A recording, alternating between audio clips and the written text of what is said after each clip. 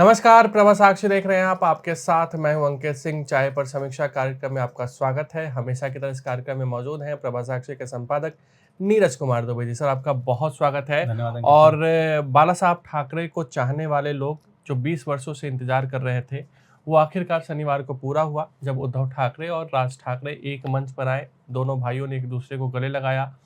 करवाहट कितनी मिटी वो तो आने वाला वक्त बताएगा, लेकिन एक संदेश तो साफ तौर पे इस मंच से निकला कि आने वाले जो चुनाव हैं मुंबई में या फिर बाकी जो महाराष्ट्र के अलग अलग शहरों में, उसको लेकर ये दोनों भाई एक साथ रहने वाले हैं। और कहीं ना कहीं मराठी भाषा को लेकर जो विवाद शुरू हुआ था, हिंदी को थोपने की जो बात कही जा रही थी, उसके बाद से ये दोनों एक हुए हैं।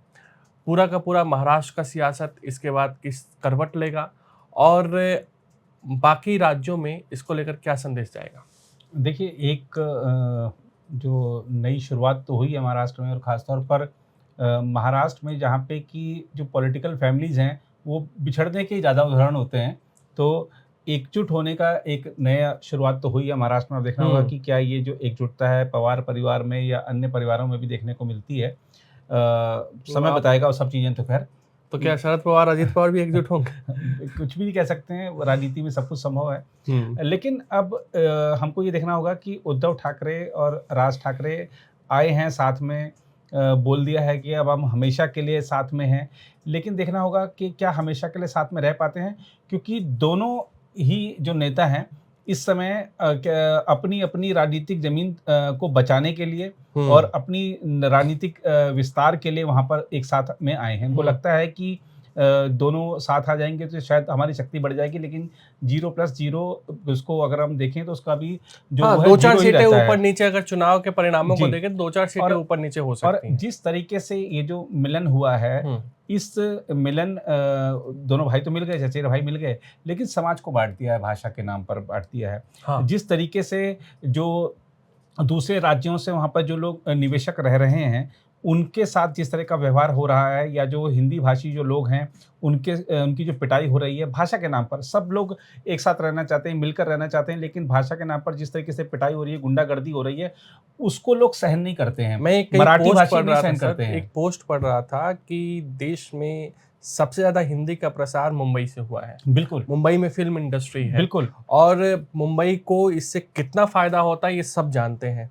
राज ठाकरे और उद्धव ठाकरे को चाहिए कि फ़िल्म इंडस्ट्री को भाई बाहर ले जाओ। नोएडा बिल्कुल। तैयार हो रहा है, नोएडा आ जी, जाए। हैं। वो जी। कहें कि नोएडा भेज दीजिए, वहाँ हिंदी फ़िल्म, वहीं इंडस्ट्री चलनी वही। चाहिए। और चूँकि आपने फ़िल्मों की बात करी, तो आप ज़रा देखिए, जब कोई फ़िल्म रिलीज़ होती है, तो सबसे ज़्यादा प्रोड्यूसर का या जो उसके जो हुँ। फाइनेंसर होते हैं, उनका ध्यान होता है कि इसकी हिंदी बेल्ट में बड़ी हिंदी अच्छी कमाई बेल्ट में, होनी चाहिए। बिल्कुल। और हिंदी वाला आपके पास आ जाए और हिंदी बोल दे तो आप उसको बेल्ट से मारते हैं, है ना? तो ये तो भैया दोहरापन हुआ ना। आपकी अर्थव्यवस्था की रीढ़ है हिंदी फ़िल्म इंडस्ट्री, और हिंदी फ़िल्म इंडस्ट्री जब पूरा भारत देखता है, और हिंदी सिर्फ़ एक भाषा नहीं है, ये एक-दूसरे को जोड़ने की कड़ी है। और ये भाषा के नाम पर विवाद करना ही गलत है। और जो लोग हिंदी को नहीं समझते हैं या हिंदी का महत्व नहीं समझते हैं, और सबसे बड़ी बात है कि जिस भाषा को संविधान में राजभाषा का दर्जा है, हुँ। आप उसका विरोध कर रहे हैं। और उत्सव देखिए, उत्सव क्या बन रहा है कि हिंदी पर मराठी की जीत का। भैया, भाषाएँ नहीं लड़ी आपस में, आप लड़ रहे हैं आपस में, है ना? तो भाषाओं को मत लड़ाइए, भाषाएँ तो जहाँ थी वहाँ पर हैं और आगे बढ़ रही हैं, लोगों के दिलों पर राज करती हैं। आप उसको माध्यम बना रहे हैं अपनी राजनीति चमकाने का। लेकिन हुँ। महाराष्ट्र की जनता ऐसी राजनीति को जवाब देना जानती है। पूर्व में भी दिया है और आगे भी देगी। 1 साल पहले और दे दिया है। हाँ, और दूसरा क्या है कि आपको एक चीज़ और समझनी होगी कि ना तो उद्धव ठाकरे, ना ही राज ठाकरे, ये दोनों ही बाला साहब की विरासत का नेतृत्व नहीं करते हैं। उद्धव ठाकरे के पास वो शिवसेना अब नहीं रही है, जो कि बाला साहब ठाकरे ने बनाई थी। हुँ। वो अब एकनाथ शिंदे के पास है। एकनाथ शिंदे ने उस शिवसेना की विचारधारा को, उसके सिद्धांतों को, और उस पार्टी को जिस तरीके से आगे बढ़ाया है, जो कि वहाँ पे राज्य में सत्तारूढ़ गठबंधन में हुँ। शामिल है, जिसके अच्छे खासे विधायक हैं, जिसके अच्छे खासे सांसद हैं, और प्रभावी भूमिका सब निभा रहे हैं। तो वो शिवसेना आज देखने को मिलती है, जो हिंदुत्व के मुद्दे पर कोई लाग लपेट नहीं, बिल्कुल स्पष्ट रहती है कि हम हिंदुत्व के मुद्दे पर हैं, तुष्टीकरण की नीति के विरोध में है। वो स्पष्ट है एकनाथ शिंदे के नेतृत्व वाली शिवसेना हुँ। का। तो उद्धव ठाकरे बाला साहब ठाकरे की राजनीतिक विरासत का नेतृत्व नहीं करते। बात रही राज ठाकरे की, तो राज ठाकरे को तो खुद बाला साहब ठाकरे ने ही एक तरह से वो छोड़ के गए थे, लेकिन उन्होंने भी उनका त्याग कर दिया था अपने जीवन काल में ही।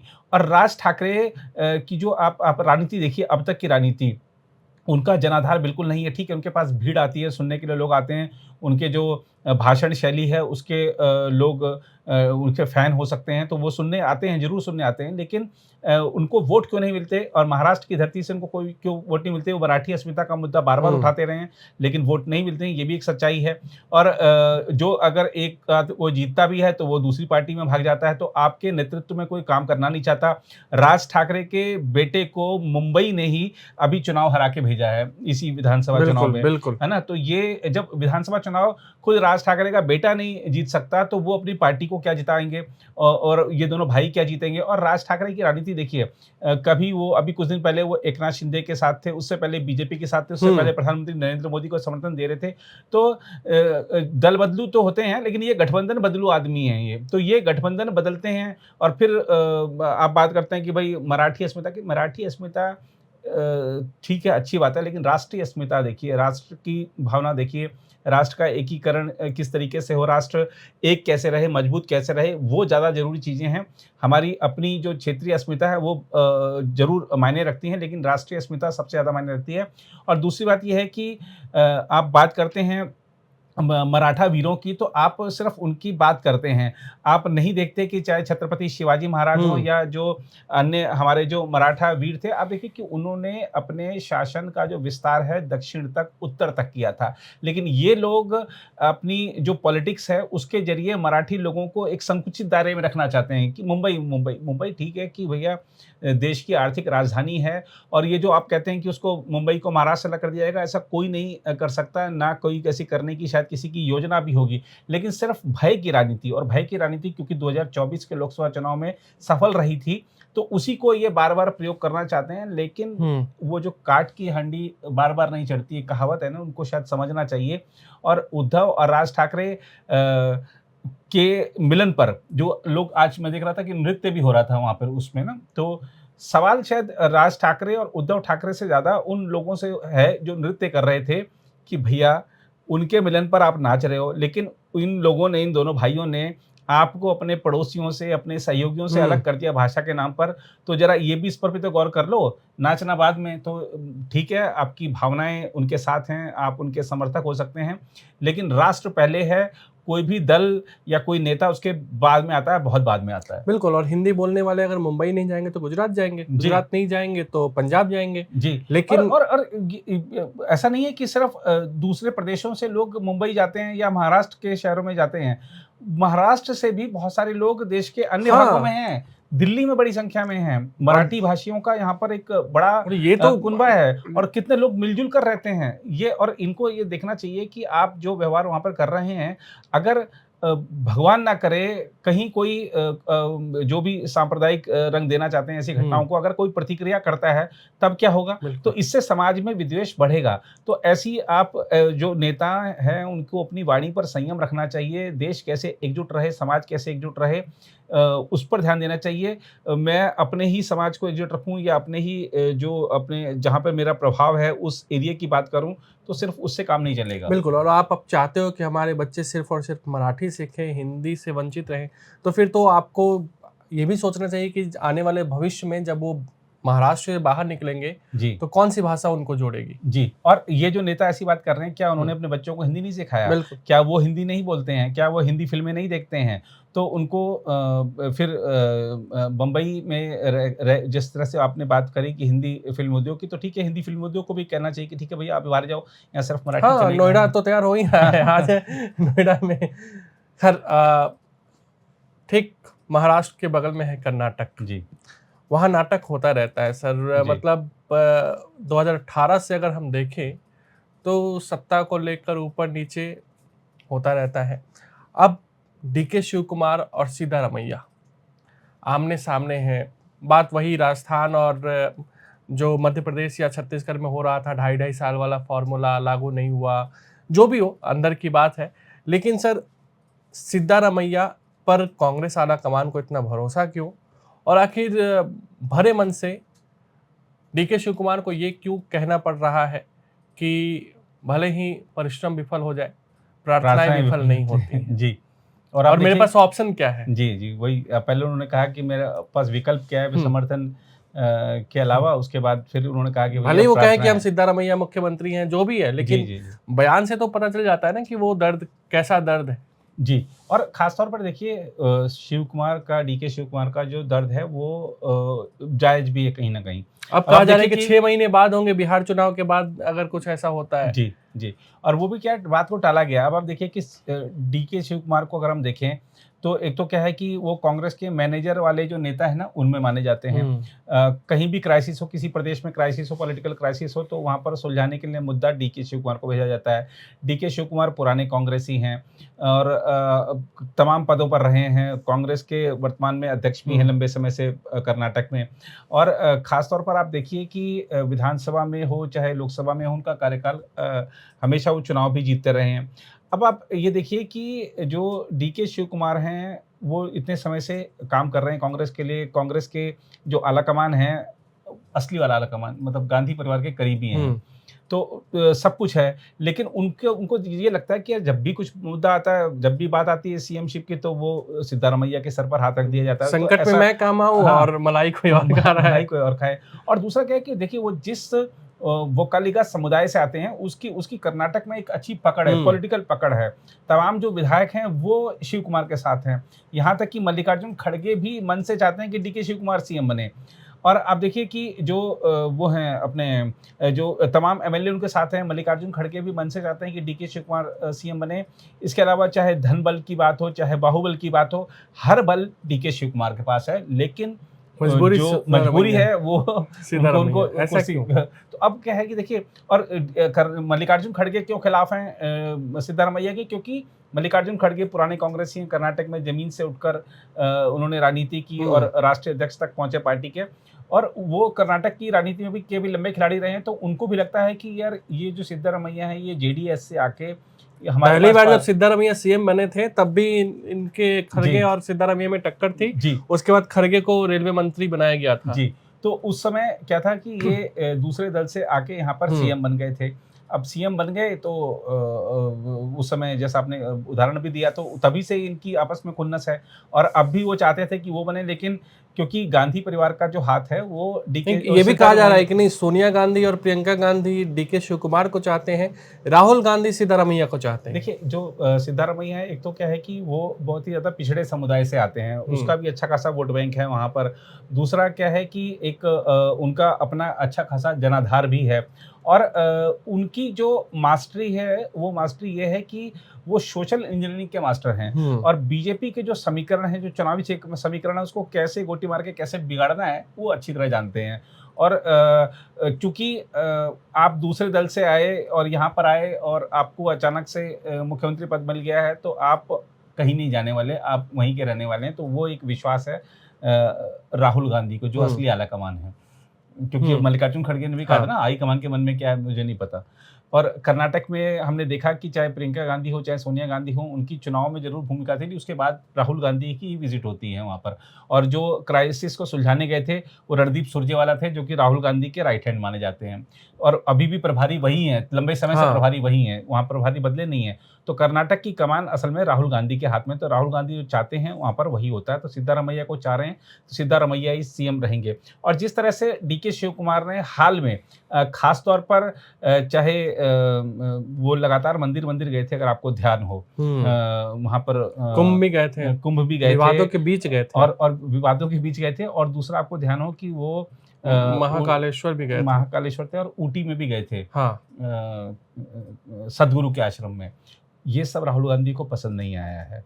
और उस समय भी ये ऐसा एक एक एक प्रचार किया गया कि डीके शिव कुमार के मन में कुछ और चल रहा है। और राहुल गांधी के मन में अगर किसी के बारे में शक आ जाए, तो वो हाँ। फिर वो घर-घर जाता है। तो ये कुछ चीज़ें हैं जो कि डीके शिव कुमार को बार-बार रोक रही हैं। मुख्यमंत्री की कुर्सी के करीब बस वो पहुँच के रह जाते हैं। अब उनको डराया कैसे जाता है? डराया ऐसे जाता है कि भैया आपके खिलाफ इतने सारे मामले हैं, है ना? तो अब उसमें से अगर आप जैसे ही बैठेंगे, कुछ ना कुछ ऊपर आ जाएगा और फिर वो दिक्कत हो हुँ। जाएगी पार्टी के लिए, पार्टी को वो इस्तीफा लेना पड़ेगा।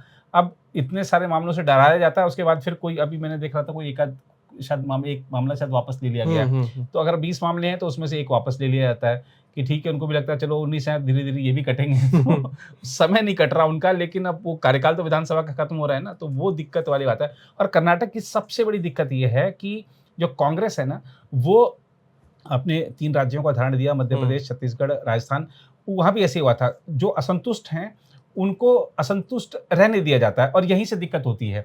अगर या तो आप उन पर कार्रवाई कर दीजिए ताकि दूसरों पर संदेश जाए, या आप उनको कहीं समायोजित कर दीजिए। दोनों ही काम नहीं कर रहे हैं आप, तो असंतोष बढ़ता जा रहा है और ये खतरनाक स्थिति तक पहुँच रहा है। आज स्थिति ये है कर्नाटक में कि कांग्रेस का हर विधायक मुख्यमंत्री बनना चाहता है। तो ये संभलेगी नहीं स्थिति। आने वाले दिनों में हो सकता है कि डीके शिव कुमार कहीं और चले जाएँ, या हो सकता है कि सरकार अगर चले भी तो अगले चुनाव में बहुत उसको नुकसान हो जाए। देखना होगा क्या होगा, लेकिन चाहे शासन का फैसला हो, कोई भी, चाहे वो राजनीति से जुड़ा मुद्दा हो, चाहे निर्णयों की बात हो तमाम, या फंडिंग की बात हो, सभी में आप देख सकते हैं कि चाहे सीएम है चाहे डिप्टी सीएम है, दोनों के जो बयान हैं वो अलग-अलग नज़र आते हैं। और जो विधायक जब ये देख रहे हैं कि हमारे क्षेत्र के लिए फंड ही नहीं मिल रहा है, तो उनके मन में भी असंतोष पैदा हो रहा है कि भैया चुनाव में जाएँगे तो जनता तो पूछेगी ना कि भैया ये आपने नहीं बनवाया, आपने उसका वादा किया था, इसका वादा किया था, पैसे ही नहीं है तो क्या करोगे? बिल्कुल। और तो ये सब चीज़ स्थितियाँ हैं, इसको हल्के में ले रही है कांग्रेस। और जबकि कर्नाटक के जरिए कांग्रेस ने ये संदेश दिया था कि कांग्रेस पार्टी अगर एकजुटता के साथ लड़े तो कुछ भी कर सकती है। बिल्कुल। लेकिन कर्नाटक में जिस तरह से कांग्रेस ने ठीक है जो चल रहा है चलने दो वाला रवैया अपनाया ना, तो उससे ये लगता है कि एक बार इनमें जोश तो आ जाता है, लेकिन फिर नहीं। और वही डीके शिव कुमार है जिन्होंने हिमाचल को कंट्रोल किया है, जिन्होंने तेलंगाना में डैमेज कंट्रोल पार्टी के लिए किया है। और ये आपने हिमाचल तो हाथ से चला गया था ना पूरी तरीके से। और राहुल गांधी को एक बात और देखनी चाहिए कि 3 ही राज्यों में सरकार है कांग्रेस की, और तीनों ही जगह आंतरिक मतभेद हैं। ठीक है कि कर्नाटक में सबसे ज्यादा है, लेकिन हिमाचल का भी ध्यान रखना चाहिए। हिमाचल में विक्रमादित्य सिंह और जो मुख्यमंत्री सुक्खू के बीच में कितने मतभेद हैं, बार-बार वो सामने आते हैं। चाहे अगर हम तेलंगाना की बात करें तो वहाँ भी इस तरीके के मतभेद सामने आते हैं। तो ये कंट्रोल करना चाहिए, लेकिन पता नहीं उनकी मन में क्या चल रहा है हाईकमान के, जैसा कि खड़गे जी ने कहा। रेखा गुप्ता के मन में क्या चल रहा है जी। मतलब फैसला आता है 2 दिन बाद, फिर वापस ले लिया जाता है। 10 साल से ज़्यादा जो पुरानी गाड़ियां हैं वो अब दिल्ली में चलेंगी। जो खबरें आ रही थी कि नहीं चलने दिया जाएगा, और बाकायदा इसके लिए भारी पुलिस बल की तैनाती पेट्रोल पंप्स पे हो गई थी, उन्हें तेल नहीं दिया जा रहा था। ऐसा वापस क्यों लेना पड़ा ऐसे निर्णय को? देखिए, जब ये फैसला आया ना तो बड़ी खुशी हुई थी इस बात को लेके कि सरकार ने एक अच्छा स्टेप उठाया है। और जब हम सभी जानते हैं कि अक्टूबर, नवंबर में, दिसंबर में दिल्ली में क्या माहौल होता है, पॉल्यूशन किस कदर लोगों के लिए जानलेवा, एक-एक साँस लेना लोगों के लिए जानलेवा साबित होता है। तो अगर हम अभी से जून जुलाई में कोई कदम उठाते हैं, जुलाई में कोई कदम उठाते हैं, तो उसका असर ज़रूर नवंबर तक, अक्टूबर तक पड़ेगा। तो ये देखकर एक खुशी हुई थी। लेकिन वो फैसला 4 दिन में वापिस हो गया। ये दिखाता है कि सरकार ने बिना तैयारी के एक तो ये घोषणा कर दी थी। अब वापस इसलिए लेना पड़ा कि देखिए जो दिल्ली में ख़ास तौर पर अगर हम देखें तो जो पंजाबी जो लोग हैं, जो ख़ास तौर पर ये टैक्सियाँ, जो जितने भी टैक्सी आप देखेंगे, टैक्सी स्टैंड वगैरह, तो वो अधिकतर आप देखेंगे उसमें पंजाबी कम्युनिटी जो है उसमें उस बिज़नेस में काफ़ी वर्चस्व है उनका। और जो टैक्सी वाले होते हैं ज़्यादातर आप देखेंगे कि वो चाहते हैं कि जो मेरी गाड़ी है 10 साल 12 साल तक चले, और सबका ये रहता है कि भैया मैंने 8 साल तक तो इसकी ईएमआई दी है, तो मेरे पास अब कमाने का तो अब मौका आया और आप आपने अब गाड़ी बंद कर दी, तो मैं कहाँ जाऊँगा? तो वो उनकी एक चिंता है, जायज़ चिंता भी है। अब वो उन्होंने सबने बीजेपी को बड़ा सहयोग दिया था इस विधानसभा चुनाव में, और सबने अपना विरोध भी दर्ज कराया कि भैया हमारे लिए तो मुश्किल हो गई है, हम तो वो उनको तनख्वाहें कहाँ से देंगे ड्राइवरों को, हमारी तो अपनी गाड़ी खड़ी करा दी। और ऐसे तमाम और निजी क्षेत्र के लोग भी जो गाड़ियों के जरिए तमाम अपने कारोबार करते हैं, सबने अपना विरोध दर्ज कराया था। तो वो विरोध जो है वो बीजेपी के प्रदेश अध्यक्ष तक, बीजेपी के आला कमान तक पहुंचा और ये फैसला वापस लिया गया। लेकिन यहाँ पर हमको एक चीज़ देखनी होगी कि हमको ये तय करना है कि दिल्ली को पॉल्यूशन से निजात दिलाना है कि नहीं दिलाना है। इसमें आम और नागरिक की भी भूमिका हाँ, होनी चाहिए। बिल्कुल। और निजात दिलाना है तो आपको कड़े स्टेप उठाने पड़ेंगे। ये जो स्टेप था, अगर हम वैसे देखें तो ये बहुत अच्छा स्टेप था और करना चाहिए था। और हमको ध्यान रखना होगा कि रेखा गुप्ता को शीला दीक्षित जैसी दृढ़ता लानी होगी। मुझे ध्यान आता है कि शीला दीक्षित ने जब मुख्यमंत्री थीं, तब उन्होंने एक बड़ा निर्णय लिया था कि दिल्ली का जो पब्लिक ट्रांसपोर्ट है उसको मुझे सीएनजी में कन्वर्ट करना है। और उनके कार्यकाल में दिल्ली दुनिया का पहला ऐसा शहर बना था, ऐसी राष्ट्रीय राजधानी बनी थी जो कि जहाँ पे पब्लिक ट्रांसपोर्ट पूर्णतया सीएनजी था। तो शीला दीक्षित ने जब ये ठाना कि भई हमको दिल्ली में सारा जो पब्लिक ट्रांसपोर्ट है उसको सीएनजी करना है, तब दिल्ली में हाहाकार मच गया था। हमको भी उस समय बस से जाते थे, हमको भी बड़ी दिक्कत होती थी। जो कुछ बसें चल रही थी क्योंकि सीएनजी की बसें कम थी, लटक कर या किस तरीके से यात्रा करनी पड़ती थी, ठूस कर, दब कर, वो बड़ा एक ऐसा समय था कि शायद जो अगर दिल्ली वालों को याद हो तो सब उस काल को याद करेंगे कि कैसे उस समय सफ़र कितना मुश्किल था। लेकिन वो दौर निकला, सारी की सारी जो बसें थी वो सीएनजी हो गई। ऑटो थे जो दिल्ली के थे, जो डीजल पर चलते, पेट्रोल पर चलते थे, वो सारे के सारे सीएनजी हुए। तो एक आपको कड़ा निर्णय लेना पड़ता है, तभी जाकर कोई रिजल्ट हासिल होता है। तो रेखा गुप्ता को भी ठीक है, आलोचना होगी, लोग नाराज़ होंगे, प्रदर्शन भी होंगे, हो सकता है कि आगामी चुनाव में कुछ कम वोट मिल जाएँ, लेकिन दिल्ली को प्रदूषण से निजात दिलानी है तो कड़े स्टेप उठाने पड़ेंगे। और कोई पुरानी बीमारी ठीक करने के लिए कड़वी दवा ही देनी पड़ती है, ये मुख्यमंत्री रेखा गुप्ता को समझना पड़ेगा। और जो भी बीजेपी के नेता जो इस फैसले को वापस करवाने में शामिल थे, उनको ये बात समझनी होगी। बिल्कुल। तो आज के चाय पर समीक्षा कार्यक्रम में इतना ही। अगले सप्ताह फिर आपसे मुलाकात होगी। तब तक मुझे यानी अंकित सिंह और प्रभा साक्षी के संपादक नीरज कुमार दुबे को दीजिए इजाजत। नमस्कार। नमस्कार। अगर आप भी लेना चाहते हैं देश दुनिया की तमाम जानकारी तो आज ही सब्सक्राइब करें हमारे चैनल को। साथ ही नीचे दिए बेल आइकन को जरूर दबाएं ताकि हर अपडेट आप तक पहुंच सके।